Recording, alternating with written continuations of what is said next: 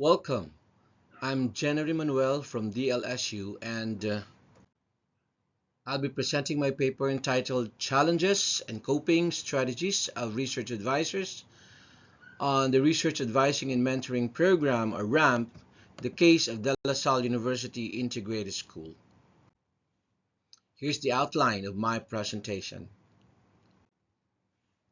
Moving on, the Philippines has shown remarkable development in research during the last decade. Based on the Scopus data, the Scopus Index papers in the country have grown at an annual average of 13.43% for the last decade. This is according to De La Cruz et al. 2023. Although significant efforts to improve the status of research in the country have yielded remarkable research in the Philippines, the country still lags behind its neighboring countries in terms of research publications, trailing at the bottom along the other countries with research production rate below the Asian average. Worldwide trend shows allotments of developed countries were for research and development. The United States, China, Japan, and Germany are among the countries that spend more in terms of GDP. The Philippines, however, has stayed consistent at 0.16% since 2020.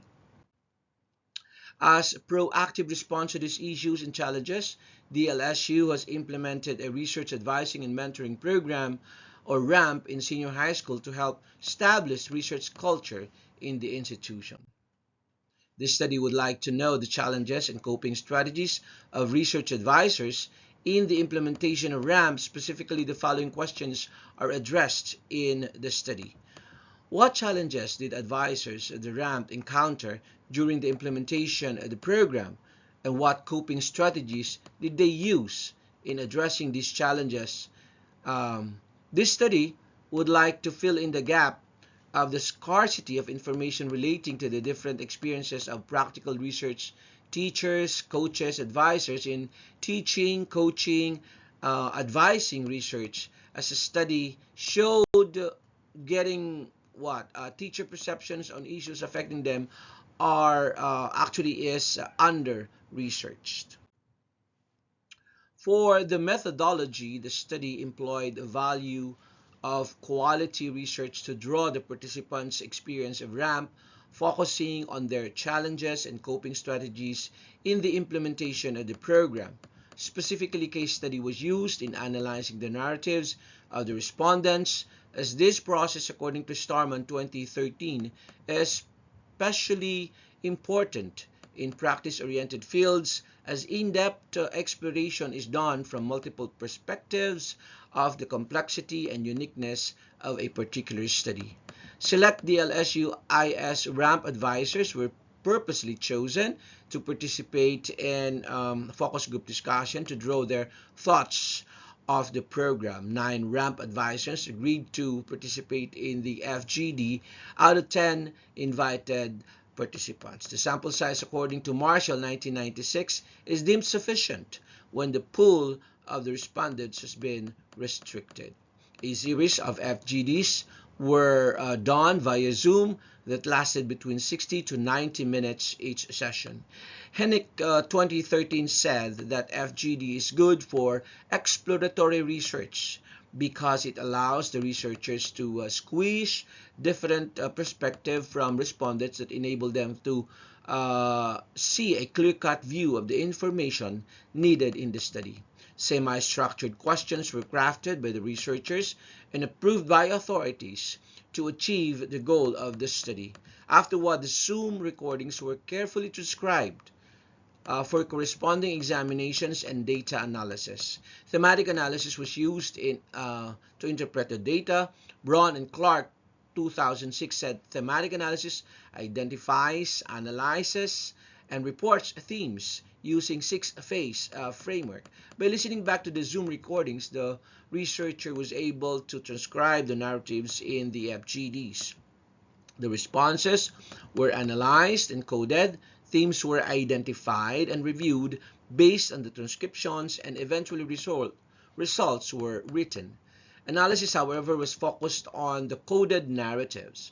Further, corresponding keywords were carefully listed, classified, and tallied for the results. Prior to the conduct of this study, corresponding approval from the Office of the De La Salle University Integrated School Research and Development Unit was sought. Approval to continue with the study was given after the research ethics checklist form for human participants was accomplished and submitted.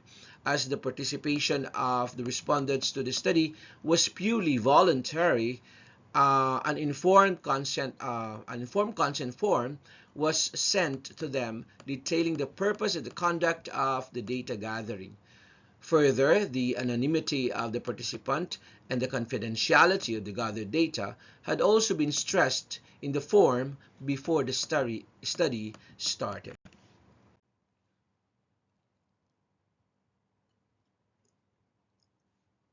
Now, for the results and discussions. From the FGDs, the participants were asked of their experience of the ramp. Each area revealed three themes correspondingly. For their challenges, the program, they disclosed the following features of the ramp. First, teachers' ability to motivate students. Motivation can influence the students learn how they what students learn, how they learn, and when they choose to learn. According to Shunk and Asher 2012, according to Chung et al. 2020, the impact of learner motivation and satisfaction is undeniably important in an online learning process. However, since RAMP is mostly online, the participants revealed that this setup gives them difficulty in motivating their mentees to act appropriately. Participant B said, I have experienced difficulty in motivating my students as a newbie in the world of research. Participant D corroborated with this when he said, I need to switch my manner of motivating my students from time to time to be able to catch their attention. Second, teachers' inadequate skills in teaching research. Another challenge faced by the research advisors is the lack of ample skills to carry out RAMP. Having experience in teaching research is one skill that would affect the effectiveness of teaching and learning practical research. Participant C has this to share. Being a neophyte in teaching research is a challenge to me. As a new teacher, my skill in research is still not that concrete. I need to study in advance and read what was taught to me in college to be able for me to share it to my mentees. Participant E also shared this challenge. I am not so adept with statistics yet, and I believe I need to learn more about it to be able to share it to my mentees. Third, teachers' inadequate time to mentor their mentees. Since the mentors only meet with their mentees once a week, this process limits them to interact with their mentees regularly. Although this process is advantageous to the mentor, it somehow affects the output of their mentees. Participant F expounded this. Our meeting once a week is not enough to discuss the agenda for the day. We always extend our time together. Participant G, on the other hand, said, meeting 1 hour per week seems short and needs follow-up. My mentees oftentimes call me within the week to ask for additional meeting consultation. Now, for the coping strategies, the following were revealed. First, the use of Animo Space. All the participants agreed that they maximize the use of the institution's teaching platform, Animo Space. Since the platform is embedded with various teaching software that are helpful in motivating student participation, the use of Animo Space provided the mentor's avenue to steer the mentee's attention. Participant H has this to say, I rely mostly in using Animo Space that provides various educational platforms like Altura and Canva that are very useful in improving my teaching strategies. Second, high flex modality of mentoring. The issue of the teacher's inadequate skills in teaching research was addressed by the various trainings undertaken by the research mentors. They were exposed to different research pedagogies via the institution's high flex modality of mentoring. Here, they were trained in content and strategies in teaching practical research. Participant C shared, we were exposed to a high flex modality of teaching research. As a result, different pedagogies and teaching research were also introduced to us to make us aware of it and be equipped of the process. For his part, participant E expounded, I've learned a lot of the subject through our synchronous and asynchronous manner of teaching. This is over and above our in-person interactions with our students. And thirdly, giving timely, honest feedback to students' output. Frisbee et al. 2013 stated that educators' feedback may serve as a means of developing a rapport between students and instructors. Giving timely and honest feedback maximizes the time spent by the mentors with their mentees. Prompt feedback results in effective online teaching and learning, according to Cruz and Butterfield 2014 and Cole et al. 2017.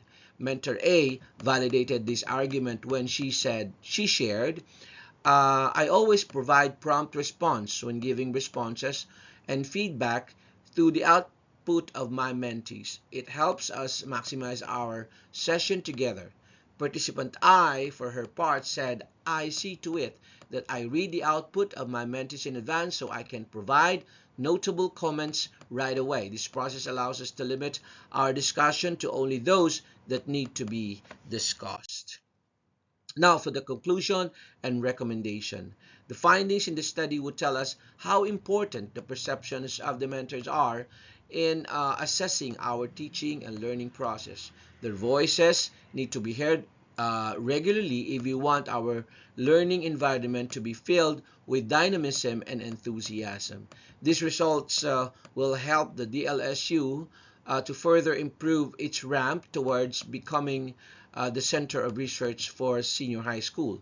Moreover, the said results could be useful in harnessing the Matatag curriculum of DepEd dealing with practical research courses, addressing the call of the UN SDG on achieving quality education. Better planning and coordination for the mentees, the mentors, and the advisors is paramount to better learning environment, according to Tang and Chow 2021. It is recommended that through a thorough, consideration of the evaluation of the ramp by its stakeholders, most specifically the mentors, to be taken always into account if a smooth and successful flow of the program is to be considered. The researcher would like to acknowledge the efforts provided by the following colleagues who served as his partners in his previous research: Christian Goffes, April Rose Gonzalez, Nathaniel Ray Ferrer, and Kate Joy Fabroa. Likewise, gratitude is given to Ms. Liz Astudillo, the LSU IS Director for Research and Development, for her unwavering support for all IS faculty members in doing research. Further thanks are given to all the DLSU and SHS mentors who volunteered as participants in this study. Finally, the researcher would like to recognize the moral support given by his family, especially with his wife, Grace. These are the list of my references. Thank you very much for listening. God bless.